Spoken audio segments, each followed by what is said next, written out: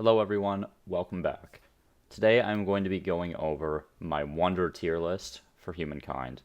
We are going to be touching on all of the cultural wonders rather than just from one specific era, just talk a little bit about their unique effects, and then go ahead and slap them in some tiers. Very similar to what we were doing with all the other cultures before, except I'm just going to cover all the wonders in a shorter amount of time right now rather than spending multiple minutes on each wonder. So let's get started. We'll start off in the ancient era and go up in the eras through there. So first up, we have that the wonders provide plus 20 stability and 100 fame on completion. This is true for every single wonder, so just bear that in mind. So first we have the Hanging Gardens of Babylon, and the Hanging Gardens are kind of unique. They basically represent an ancient era manufactory. You put it on a luxury resource deposit and you get the wondrous benefits from those resources. Now, manufactories have been nerfed slightly in that the extra stability you get from manufactories only applies to your local city rather than being empire-wide. However, the manufactory effects are still very potent. You still get a lot of local stability, but more importantly, you get some modifier to your FIMS outputs based on which specific luxury resource you have. So say if you have marble, you get a percent bonus to your industry based on the number of marble that you control. Or if you have coffee, it's a percent bonus to your food or whatever. So it makes Hanging Gardens really quite versatile depending on the type of game that you're pursuing. If you're pursuing science and have a science luxury, you can put this on your science luxury, or you can put it on your production luxury, or whatever, and it can modify whatever output you want basically from the beginning of the game. It also allows you to grow that city a little bit bigger because of the extra stability that it's going to be providing. And I think critically, one thing that's easy to overlook about Hanging Gardens is that it ensures the AI aren't going to steal a manufactory from you that you won't be able to take back. Sometimes, with the way the world generates now, not all resources are actually concentrated in one specific area. So say you have 3 marble, well, there might be another 3 marble on another continent, and it might be controlled by one player, and you control the other 3. What that means is if they build Hanging Gardens on marble, you won't be able to get the manufactory later in the game. So Hanging Gardens ensures that you're not going to be locked out of building the manufactory on a specific resource. And honestly, the FIMS bonus plus the stability bonus that you get, and preventing yourself from being locked out of a resource, yeah, Hanging Gardens is still S tier.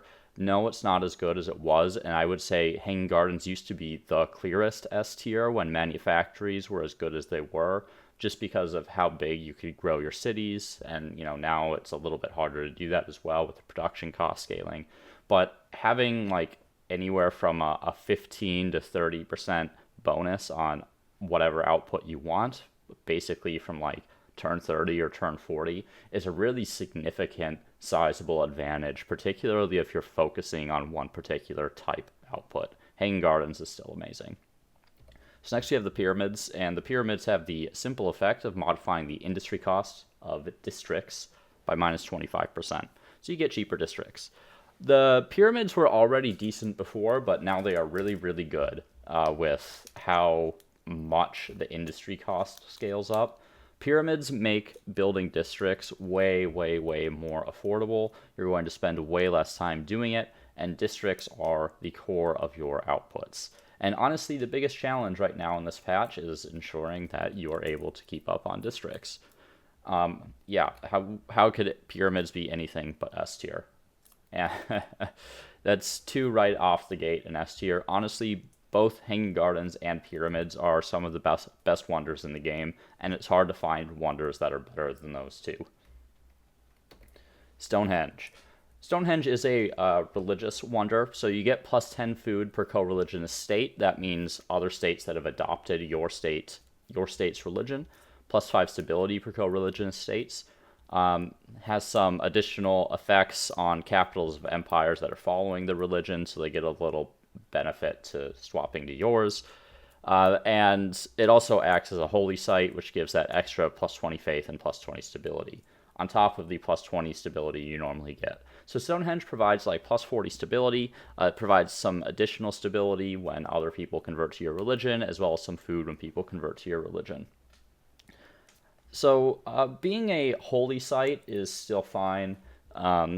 Particularly early in the game, it can be fairly useful. I think the food's a little bit weird. Like this co-religionist state stuff, with the state of the AI now, it takes a little bit longer for the AI to actually swap to your religion. It's going to be later in the game before you actually get a pretty sizable benefit out of this. And I would prefer to get a more immediate benefit and not one that's dependent on others' players swapping to my religion. And there is a wonder like that we'll be talking about in a moment. But the food that you get from this and the extra stability that you get from this, it just takes a while to get rolling, and by the time it does, it's not really that relevant. However, a holy site is still really useful at this point in the game if you are trying to pursue a religious game. I just think there is a better wonder available if that's what you want to do. So I'm putting Stonehenge in the C tier, and it's not that it's a bad wonder. You know, if it's the only one left, I'm not going to feel bad about claiming it necessarily, and I think that's the difference in C tier between this and like a culture. A C tier is not like a bad wonder. It's just kind of like, well, I guess I'll build it if I have time. So next up, we have the Temple of Artemis. And Temple of Artemis is another holy site, except it gives, in my opinion, better effects, which is first, plus 10 health regeneration on units, and second, it allows units to ignore movement penalties from forests. So the Temple of Artemis, obviously, you get your holy site pressure on top of whatever other holy site you're building, just like Stonehenge. But you also get an immediately practical and useful effect. This plus 10 health regeneration is actually amazing in the early game, because the early game is when you are going to be at your greatest disadvantage when it comes to facing the AI because of their ability to create so many armies. So the ability of your units to regenerate their health much faster after a battle is really, really important, because it means you are going to be at your maximum combat capacity with every fight that you take. And you have to be taking smart fights, because the AI is usually going to outnumber you quite significantly in the number of armies that they have. Additionally, allowing your units to ignore movement penalties from forests allows you to both move your units on the map at large much more efficiently to intercept enemy forces, to get to cities faster, to explore, whatever it is. But it also means that when you are actually in a battle, you are able to use your forces and movement more effectively. So Temple of Artemis is pretty good. Would I put it super high? No, I think there are wonders that do more than the Temple of Artemis. But there are games where I will prefer the Temple of Artemis to the Hanging Gardens or the Pyramids. But those are only very specific games in very specific situations where I know I am going to be attacked very aggressively and probably by multiple players very early on in the game. However, I do think Temple of Artemis is like a really solid B tier, and I think you could make even an argument for A tier for Temple of Artemis. It is a fairly decent wonder. So let's jump into the next era, the classical, with the Colossus of Rhodes. Colossus of Rhodes, I don't want to spend too much time on this. All it does is that it gives you this effect that militia are not lost over time during sieges. So normally during sieges, when you're being sieged, you slowly start to lose militia, and every militia you lose also loses a population on your city. If you've ever played the game at all, you know that sieges never go on at all. Like, you just attack immediately as soon as you roll up to a city. I created a new tier for the Colossus of Rhodes, which is F tier, because I couldn't even justify putting it in D tier with the other wonders that occupy that space. Colossus of Rhodes gives you absolutely nothing that is actually useful beyond the fame and the plus 20 stability that any other wonder gets. The effect that it provides is totally and completely wasted. It has no impact whatsoever. So I would highly recommend either Amplitude A look at sieges, or in the interim, if they want to make Colossus of Rhodes useful, I would probably make it something based around trade. Next up, Lighthouse of Alexandria. Plus 5 vision range, as well as plus 1 combat strength on naval units and embarked units. Those are armies that go into the ocean and are currently in their transport ships. as well as +2 naval movement speed. Lighthouse of Alexandria is also currently bugged, and it's giving +1 combat strength on land units. I'm not considering that in my ranking because that needs to get fixed. So +5 vision range is actually okay. It allows you to see stuff from farther away, which is nice. It's just really a rider effect, though. Really, this +2 naval movement speed, I think, is the critical part here, because it allows you to traverse oceans much more quickly and get to opposing continents, get to the New World, whatever it is, in a very timely fashion. And it allows your naval units to disengage and avoid engagement if you don't want it much more easily as well. And if you do happen to fight, you get a little bit of extra combat strength. And I do value this naval movement speed quite a bit, because sometimes, particularly if you've taken the Dutch or whatever, it can actually be more efficient to move over the ocean. But because your embarked units are really, really slow, it can take a lot of turns and a lot of commitment to actually getting an army to, say, the New World, to invade an opposing player, and that can slow down your own development because you're relying on going out and claiming new territories. Particularly when you're attacking other players, because it can take a long time to ferry units across the ocean, it means they're still advancing in tech while your units are basically stuck in time until you seize a city. So the faster you can get across the ocean, the less likely it is that the enemy has advanced to a technology that is likely to do something to subvert your advance. So Lighthouse of Alexandria, I'm putting in B tier. I don't think like naval movement speed and combat strength on naval units and vision range is enough to put it in A tier. Definitely, if you consider the +1 combat strength bug that it's currently getting for all land units, you can put it in A tier, I think. That +1 combat strength alone is almost enough to do it by itself. But for the effects it provides, they're going to be useful in most of the games you play. The exception is going to be on Pangaea. Once the +1 combat strength gets fixed for land units, you're probably not going to build this on Pangaea maps. Mausoleum of Halicranassus. Now, Mausoleum used to be a major problem. Nowadays, it just provides +2 science per district on city or outpost. This was better in the last patch when you could get a lot of districts going in your city.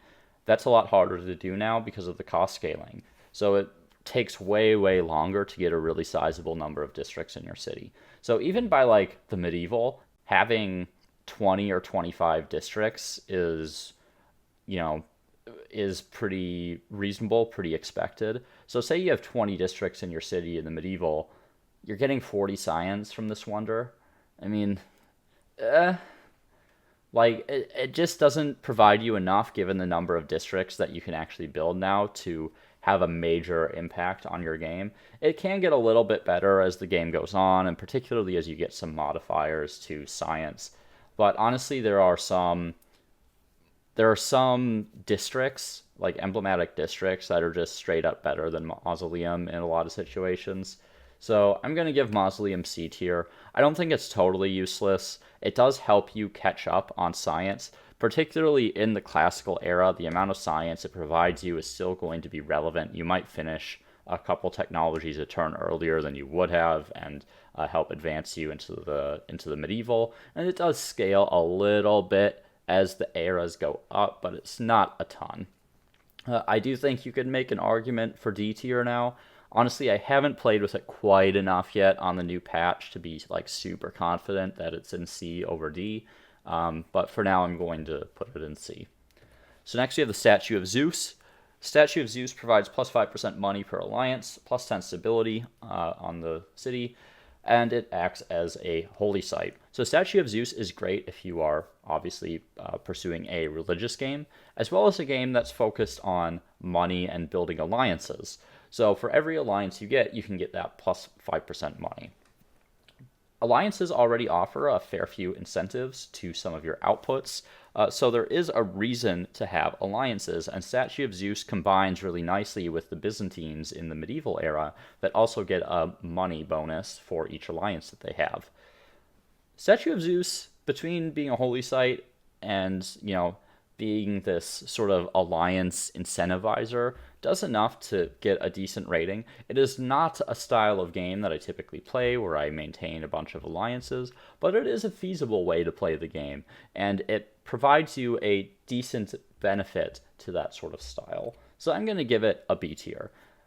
I do think if money were better, this could rise up to potentially being an A tier, depending on the style of game that you want to play. I don't think that pursuing a ton of alliances is like the most efficient way to play the game, but you can do that. But just right now, money is not amazing in most situations if you're going for like a typical city development pattern, because it becomes really expensive to buy things out. Next, you have Angkor Wat at the start of the medieval. Angkor Wat is +1 food per faith, and it acts as a holy site. So you get a little bit of inbuilt faith and stability, which means you get a little bit of inbuilt food.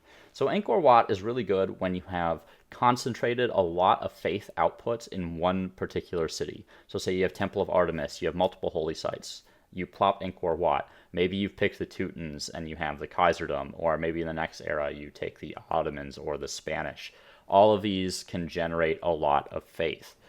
Angkor Wat allows you to sustain a very large population based on your faith output, effectively.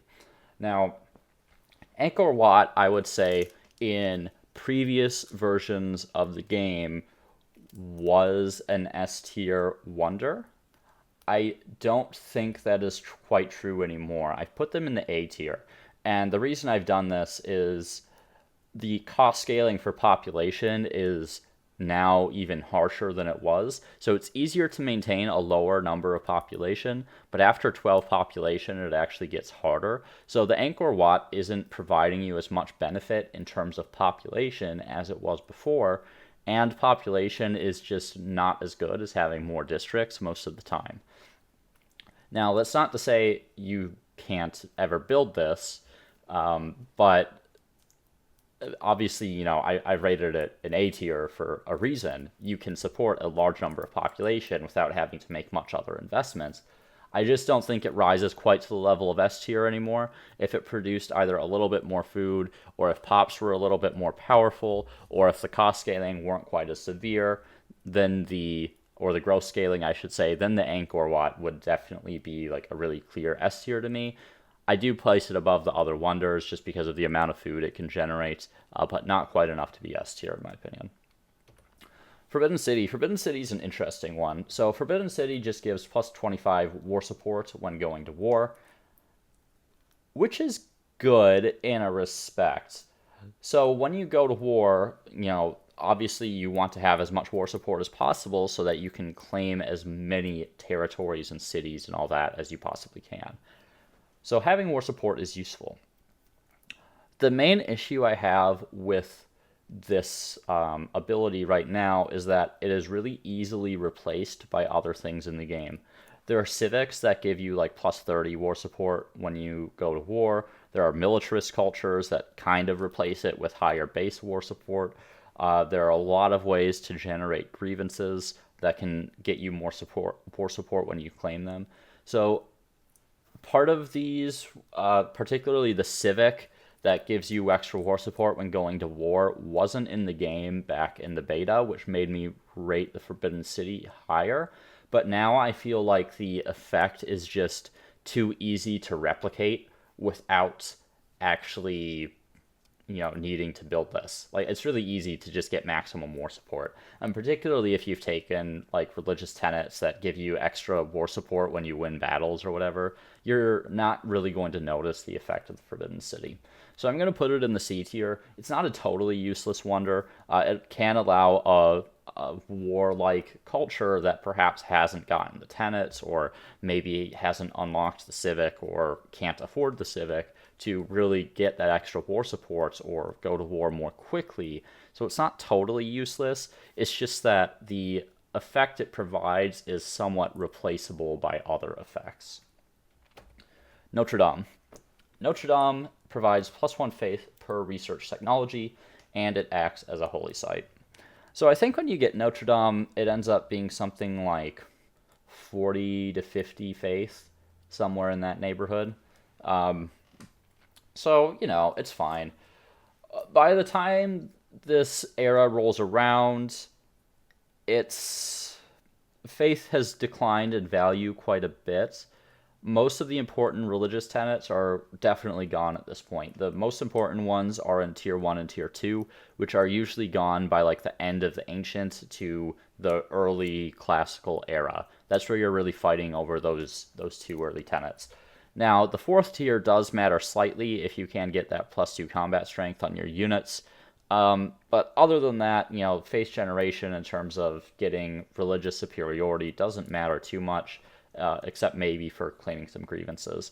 Now, if you also have Angkor Wat, you can get some extra food out of it, which is nice, but there are better options to do that, particularly taking given cultures that are able to produce a lot of faith output based on their emblematic districts that you can build multiple of in your city rather than being confined to faith generation from a single wonder. Now, I do think Notre Dame is better than something that generates faith at an even later point in the game, because it becomes even less useful as the game goes on. It'll still help you push for your last couple tiers of tenets, but those tenets aren't as useful as they should be. So I don't think Notre Dame is totally useless. It has some nice combo potential with the Angkor Wat. It continues to provide you more faith as the game goes on, but faith has really declined in value at this point in the game, and that's really all this wonder provides. Todai-Ji. This one is interesting. So Todai-Ji gives you plus 20% turns before being converted by another religion on your city or outpost. So it takes 20% longer for your city or outpost to convert to a different religion. It also acts as a holy site of plus 20 faith and plus 20 stability. Todai-Ji is garbage, and the reason for that is if plus 20% turns is barely anything, it doesn't take very long to convert anyway. You go from 10 to 12 turns. But also, if you want to stop your city from being converted, you just want more faith output. What matters is your faith output, because then you convert your people back. So rather than actually helping you maintain your religion just takes 2 turns longer to convert to someone else's religion. It's really not important at all. Yes, it acts as a holy site, but if you want to build Todai-Ji, just build Notre Dame or build another religious wonder. I'm putting it in the D tier. The effect really doesn't do anything. It's not as totally useless as Colossus because it is still a holy site, but holy sites really don't matter that much at this point in the game, and the effect is just really not worth having in pretty much any situation. So next on the list we have Machu Picchu in the early modern.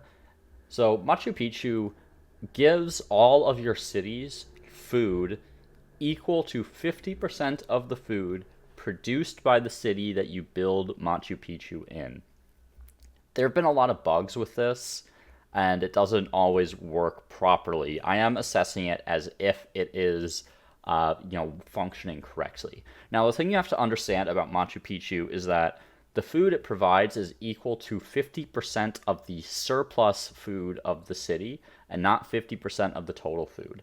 So you're never, say your city produces 300 food, you're not distributing 150 food to all your cities. You're distributing however much food is above the requirement to maintain the population in that city. So say it's taking you 200 food to maintain your population, you distribute 50% of that extra 100 food. What this also means is that it creates this weird situation where as the city you build it in grows, the amount of food you're distributing decreases, right? So yes, you do want to build Machu Picchu in this really high food output city, but also the food output that it provides to your other cities is going to decline as that city continues to grow, unless you're keeping up on building things like agriculture quarters and all that. Now, obviously, the biggest synergy with Machu Picchu in terms of wonders is Angkor Wat, and that can be a very good synergy when it actually functions correctly to provide food to all your other cities. Outside of that synergy, Machu Picchu is a lot harder to use. There is some potential if you've played multiple agrarian cultures up to this point in the game, but the pop scaling issue, the pop growth cost, is quite harsh once you get up to a certain amount of population, and you really see majorly diminishing returns from investing in food at this point.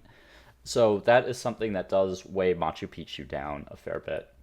I am going to put it in the B tier for now. You can have some really powerful effects. You can support most of your food needs off a single city in your empire. Um, but just because of the food scaling issues, I think that power has declined a bit. Both Angkor Wat and Machu Picchu have kind of moved down for me as I continue to play the game.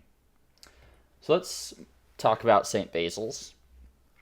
St. Basil's provides +1 faith per district, and it's a holy site, so +20 faith and +20 stability. St. Basil's comes too late in the game with its faith output to actually matter that much. By the time you can build St. Basil's, you've selected your tenets, and there really isn't that much incentive to continue pushing your religion out to other players.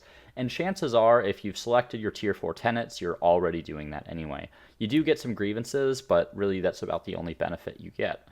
Now, if you want St. Basil's, I would consider playing like the Teutons in the medieval, or playing the Ottomans, or playing the Spanish, because the districts they get are basically just St. Basil's Cathedral, but you don't have to purchase this wonder, and you can get a different wonder instead, and you can build all those districts multiple times in all your cities, which produces way more faith.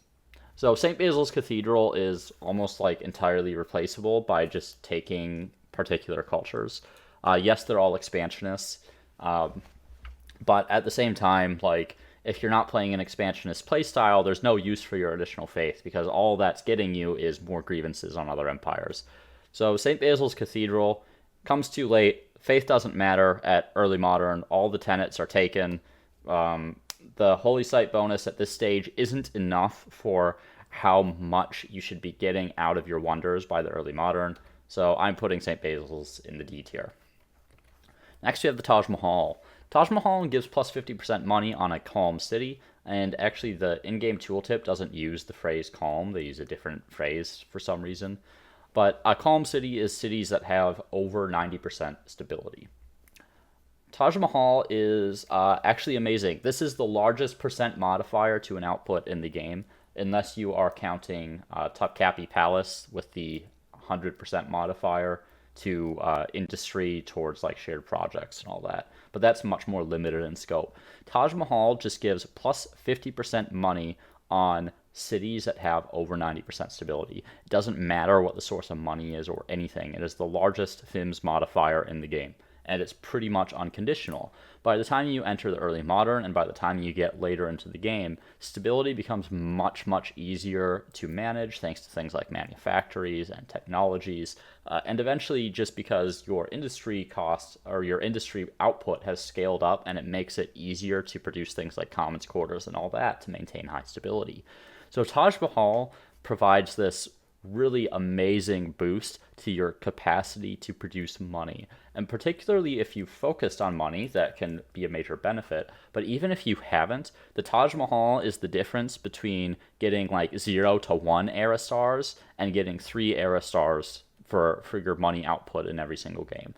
Taj Mahal produces a ton of output, and for that reason I am putting it in the S tier. I think people sleep a little bit on the Taj Mahal because money is not as good as some of the other outputs, particularly production and science. But when you have a 50% modifier to all your money output, as long as you're maintaining that stability on your cities, it makes a huge, huge, huge difference in your game in terms of how many things you are actually able to purchase, and in terms of your ability to get those era stars. So Taj Mahal, great wonder, major modifier to your films. Excellent. Topkapi Palace. Topkapi Palace is another pretty good wonder.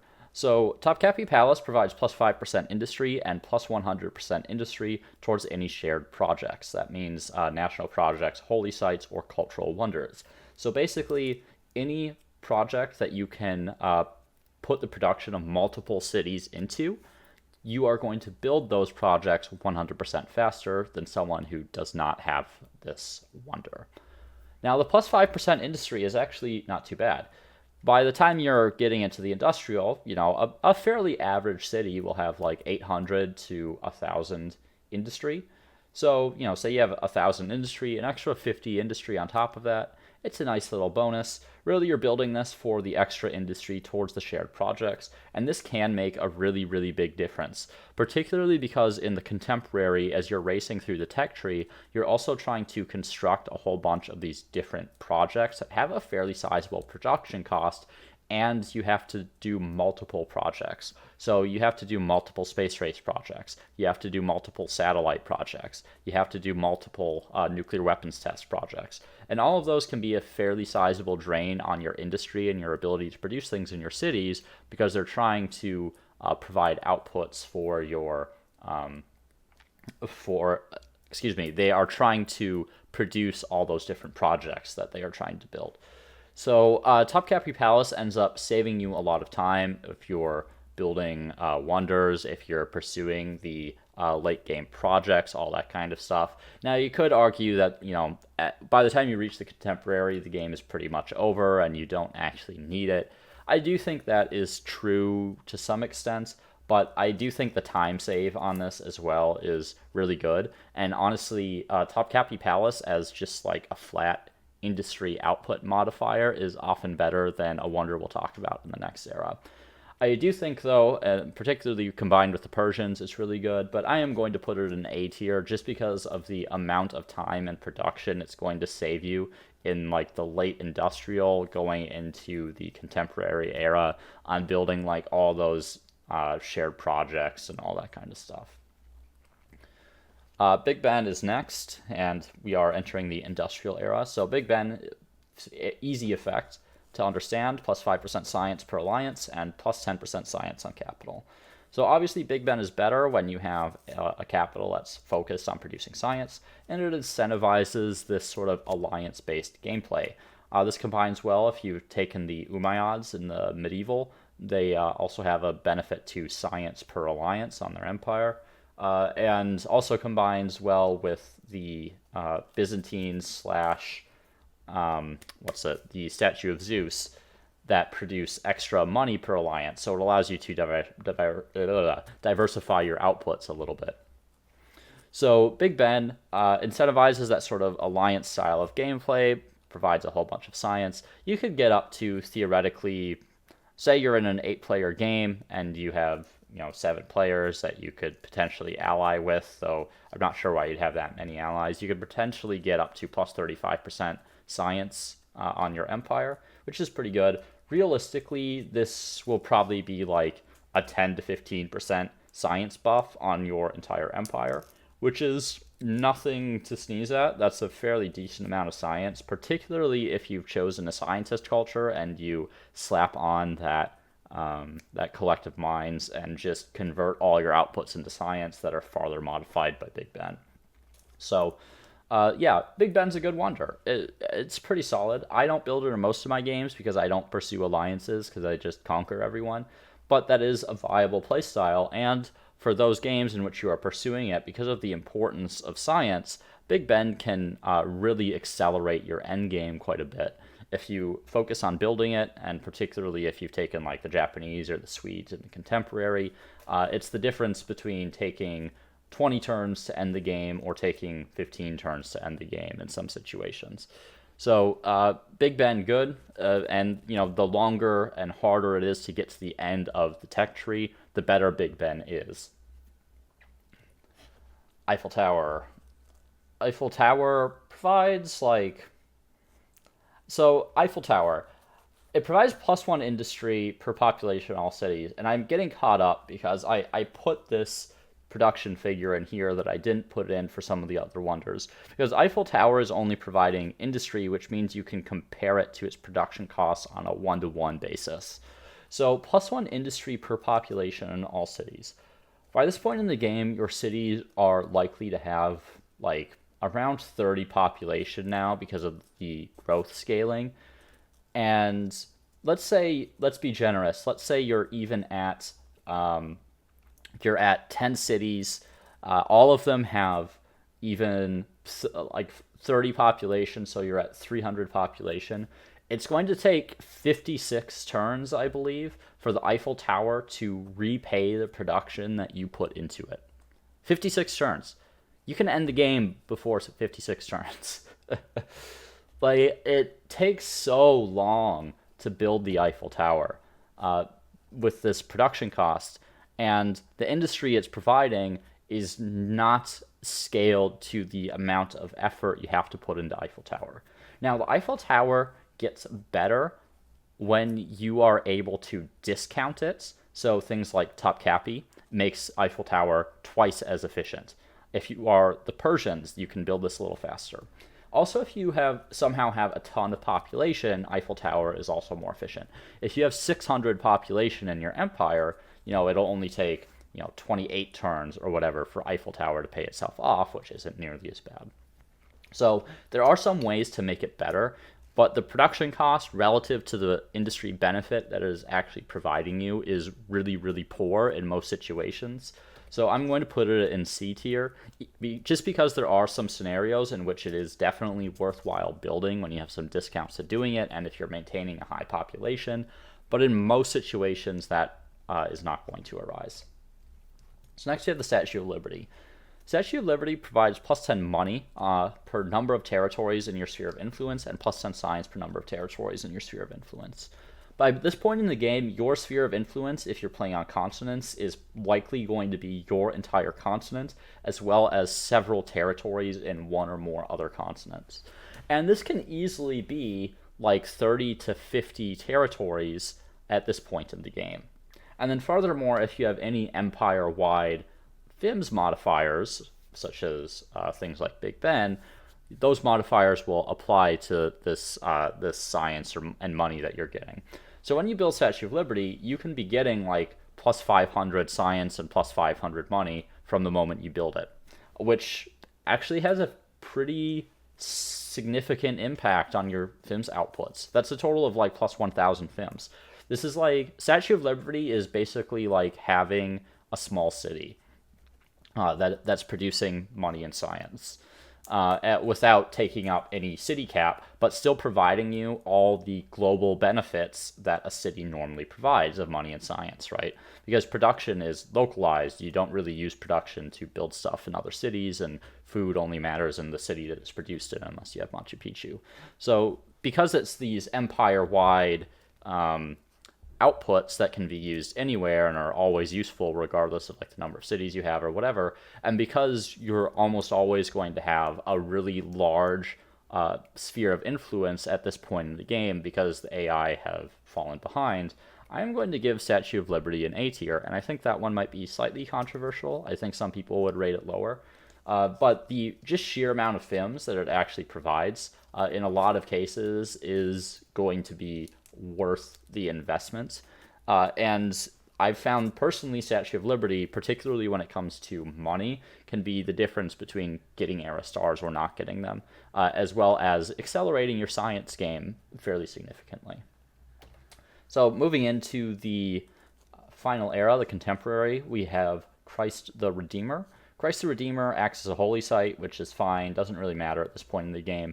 The key benefit to Christ the Redeemer is that you get plus 10% food, plus 10% industry, plus 10% money on all your cities, just straight up. Almost all of your outputs are modified by plus 10%, except for science. Yeah, it's fine. Getting plus 10% of these bonuses is great. At this point in the game, are you going to invest in this? Yeah, if you have extra time, you will. Getting some extra outputs is always nice.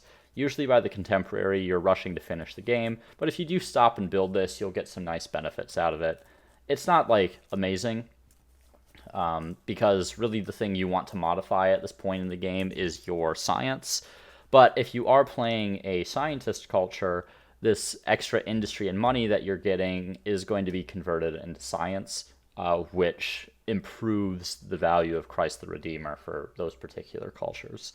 So Christ the Redeemer, It's definitely not in. It's not in the C tier. It provides a better FIMS benefit and just general Empire benefits than the other wonders in C tier. But I'm going to put it in like the low B tier. Just it just suffers from the issue that it's in the contemporary, and wonders need to be really good to be worth building in the contemporary. Empire State Building. So Empire State Building provides plus 20% money generated from ongoing trade on all cities.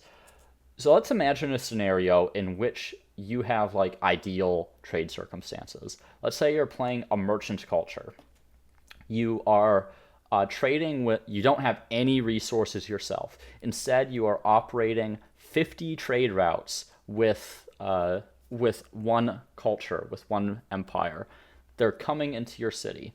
Those 50 trade routes are getting boosted by multiple infrastructure that amount to you getting plus 12 gold per trade route. You then take all those resources and using your merchant special ability, you resell all of them to another empire, every single resource that you have. That means you have 100 trade routes and you're getting 1,200 money, 1,200 money from trade. Empire State Building is going to give you an extra 240 money. In like the most ideal circumstance you can possibly concoct. Just build Statue of Liberty in the previous era. And like this wonder is terrible. It's terrible. There are so many better options. Both Christ the Redeemer and Sydney Opera House in the same era are likely going to provide you with more money than the Empire State Building, because the money that they are providing you is not conditional on it being generated from trade.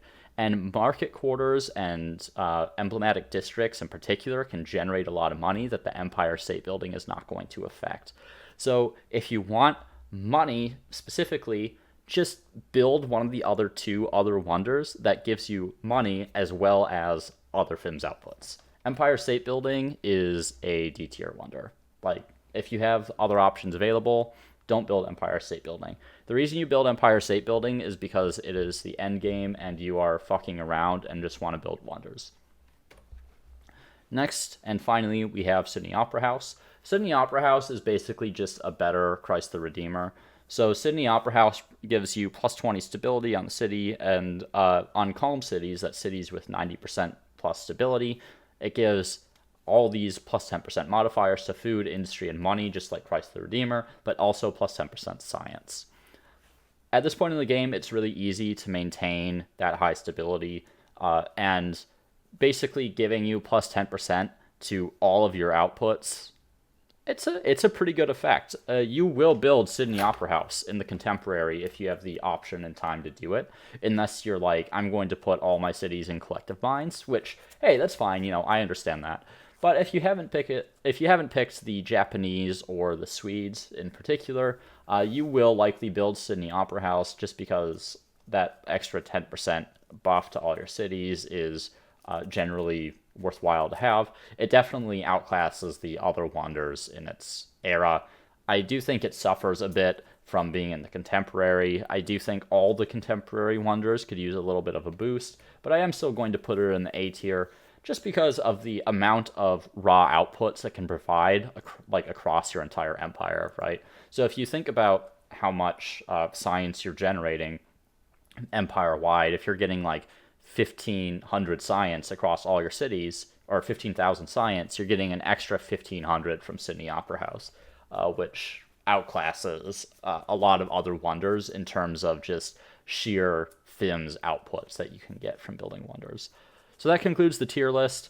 Honestly, I had to be a little generous with some of the wonders, just because I think in general, wonders are often kind of subpar. They're a little bit below average in terms of where I'd like them to be, particularly in the B tier.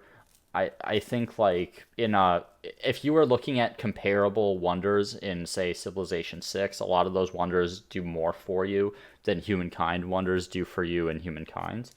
But at the same time, you have to sort of tier them based on what is actually available to build. So that concludes the tier list. Let me know what you think. I'm sure there are going to be plenty of disagreements on this one, but I also think that's very normal. And the wonders you build are obviously going to be reflective of the type of play style that you pursue and all that kind of stuff. So thanks for tuning in. I'll see you in the next one.